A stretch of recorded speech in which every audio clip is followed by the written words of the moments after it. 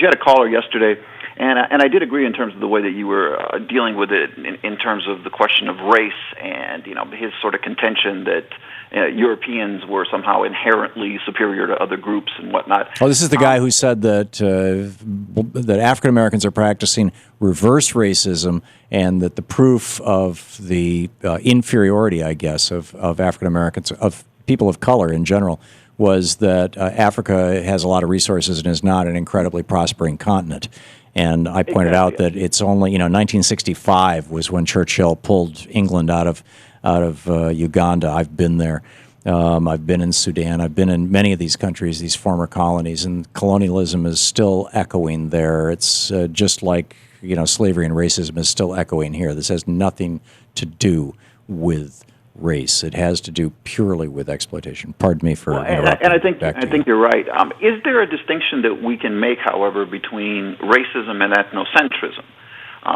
There are great many authors and scholars who look at, for instance, the differences between Northern Europe, Central Europe, Southern Europe, Eastern Europe, and look at the way that historically, especially Northwestern Europe, embraced the concepts of the Enlightenment, reason, rationality, logic, scientific method, and cultivated those ideas over centuries such that they did develop an advantage over other parts of the world, where we don't have a criminal justice system in the West that says my aunt woke up this morning and said she had a dream that such and such committed a crime, so therefore we're going to use this sort of superstitious nonsense to prosecute someone. Right. So, which was actually done in Massachusetts, by the way, in the 17th century. Yeah, exactly, centuries ago. So at what point do we recognize, because I don't want to throw out the entire field of social science, especially sociology, that recognizes that there are differences among societies, and at some point is it incumbent upon us to be honest and say that those differences will result in advantage for some people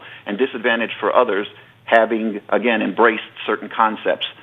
I think you're right. And both ethnocentrism and classism, to the extent that you can define it, I think you could say the same about both. Now, the difference between the two, of course, is that public policy can shift people in and out of classes, and does regularly, whereas it can't shift people in and out of culture, out of ethnic background, out of heritage, as it were. But I think you're absolutely right. The one caveat that I would put in there, though, is to be very, very careful of, is that we Western European culture, to say, largely white culture, but there are many people of color who are fully members and fully embrace all the ideals of that culture. We have for many years been saying to people who are not part of our culture, whether it's the Potawatomi in the rainforests of Brazil, or whether it's people in Eastern Europe who are living in the Gypsies, the Roma people, or whoever it may be. We have said to them, people all over the world, we would be glad to embrace you if you just become just like us. We've said this to Native Americans.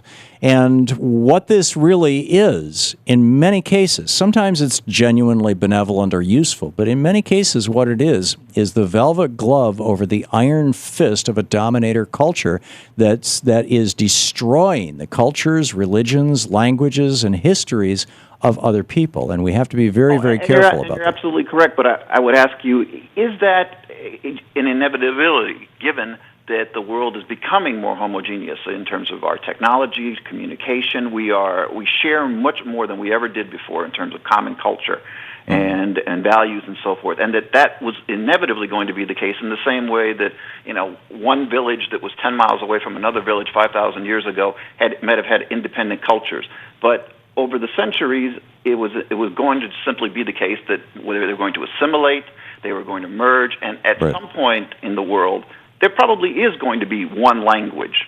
There probably is. Well, English has become pretty much the default language, and if you go back to the 18th century, it was French, actually, was the default language of the world.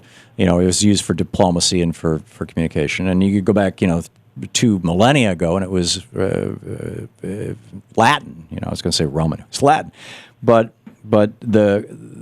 I think that you're right, and that's why it's so incumbent upon us who are members of this dominator culture, the one that is most rapidly spreading around the world, to do everything we can to make this culture more humane, more human, more sensitive to life and the issues of the planet, and make it a better culture. Make sense? And recognize that these cultures, though they may not be in tune with what we may consider important, that they have a lot to contribute, and that on some issues they were right, and we perhaps are not always right. Yes, absolutely. And again, always be very, very careful about that iron glove or iron fist thing. Steve, thank you for the call.